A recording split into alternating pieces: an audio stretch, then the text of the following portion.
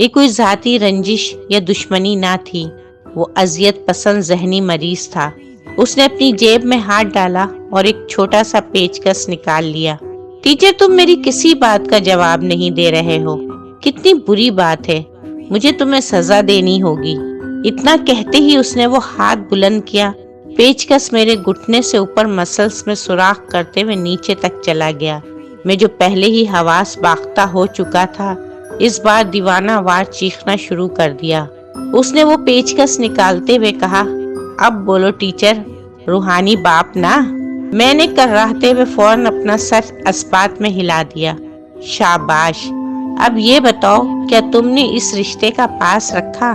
میں پریشان تھا، آخر وہ کیا کہلوانا چاہتا تھا مجھ سے؟ میں نے پھر اسبات میں سر ہلا دیا۔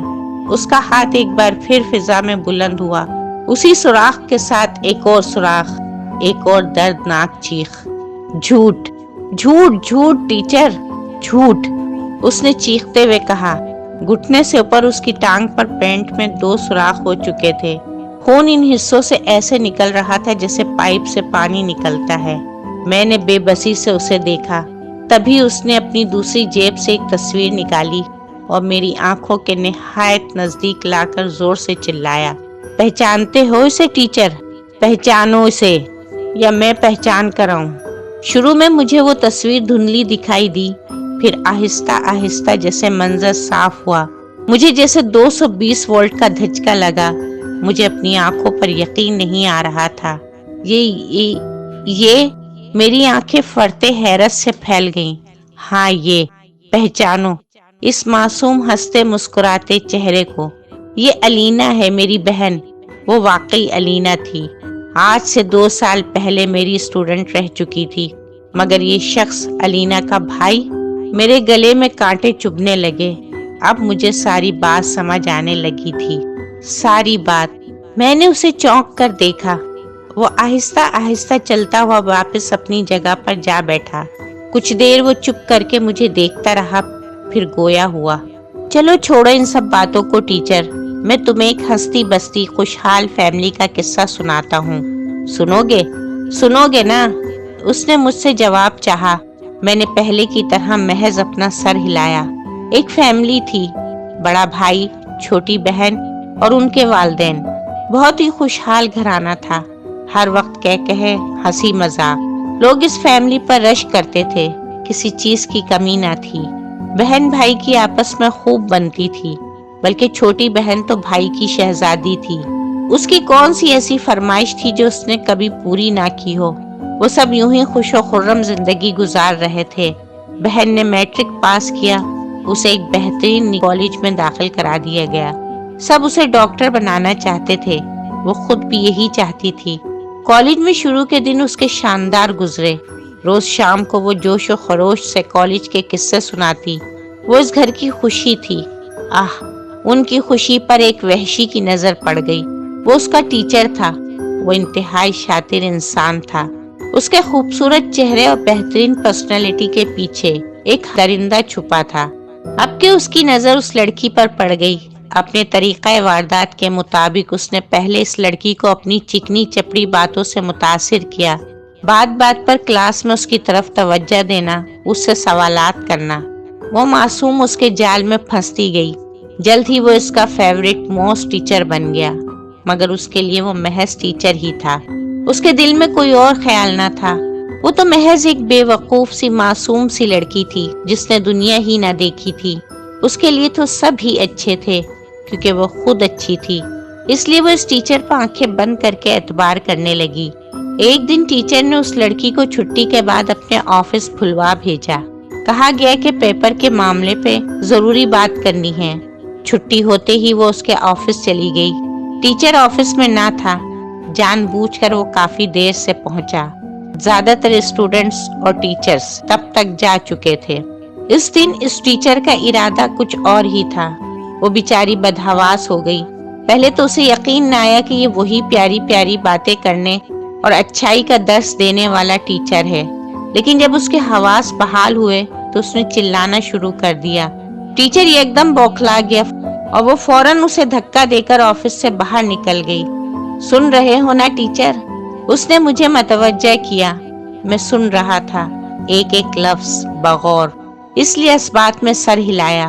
اس واقعے کے بعد وہ معصوم چپ چپ رہنے لگی. ادھر ٹیچر اپنے ٹھکرائے جانے کا بدلہ لینے کے لیے تل گیا.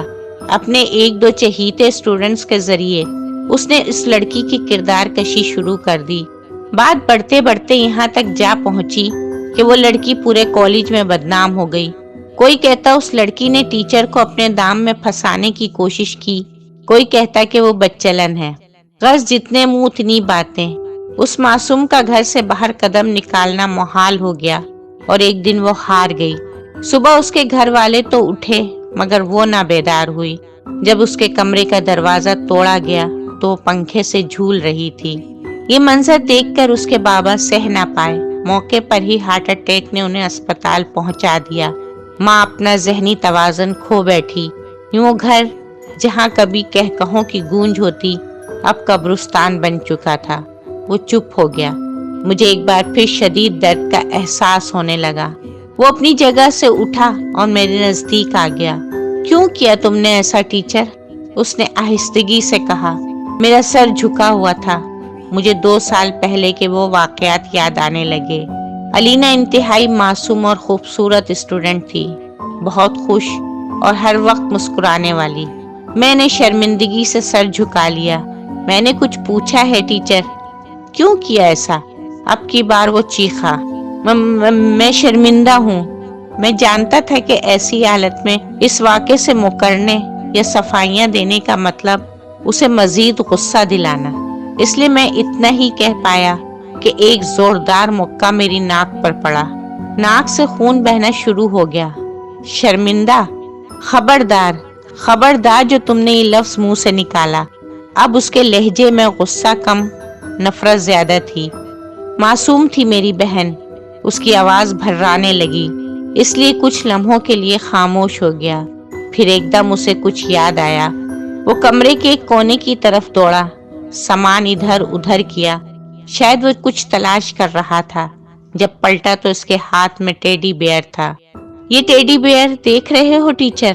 الینا میری بہن اس کو سب سے زیادہ عزیز تھا. دیکھو اس کو، غور سے دیکھو. اسے دیکھ کر بتاؤ وہ کتنی معصوم ہوگی. مگر تم بے شرم انسان. وہ غصے میں اپنے ماتھے پر ہاتھ مارتا جاتا اور روتا جاتا ایک بچے کی طرح.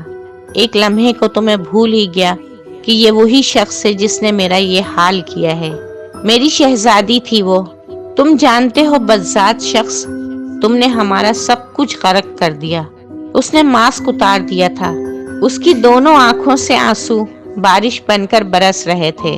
وہ کہانی سناتے سناتے چپ ہو گیا، جیسے پچھتاوے اور شرمندگی کے بوجھ تلے دب گیا ہو. میں اسے غصے اور حقارت بھری نگاہوں سے دیکھنے لگا. میرا دل چاہا کہ اس ٹیچر کو اٹھا کر دیوار پہ دے ماروں. وہ تھوڑی دیر خاموش رہنے کے بعد دوبارہ شروع ہوا. میں اس سے نظریں نہیں ملا سکتا تھا. میرا ضمیر جو نہ جانے کتنے سالوں سے مر چکا تھا اچانک زندہ ہو گیا. رہ رہ کر میری آنکھوں کے سامنے الینا کا مسکراتا چہرہ آ رہا تھا. تم انسان نہیں، درندے ہو، درندے ہو تم. وہ ایک دم پھٹ پڑا.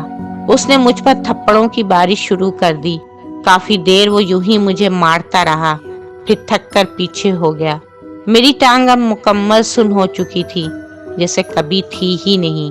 البتہ ہاتھ مسلسل درد کیے جا رہے تھے. الینا میری گڑیا، وحشی انسان، تمہیں ذرا بھر ترس نہ آیا؟ او خدایا! وہ گھٹنوں کے بل بیٹھ گیا. اس کی آنکھیں لگاتار برس رہی تھیں. میں نے ایک موہوم سی امید کے تحت بولنے کی ہمت کی. معاف کر دو مجھے معاف کر دو. ابھی میں اتنا ہی کہہ پایا کہ اس نے لپک کر اپنے پاس پڑا لوہے کا راڈ اٹھایا اور میری طرف دوڑا. میں یکدم سہم گیا. اس نے دیوانہ وار میری دوسری ٹانگ پر راڈ سے وار کرنا شروع کر دیا. میری چیخیں نکل گئیں. مجھے نہیں معلوم کہ وہ کب رکا، مگر جب رکا تو میری ٹانگ کئی جگہ سے پھٹ چکی تھی.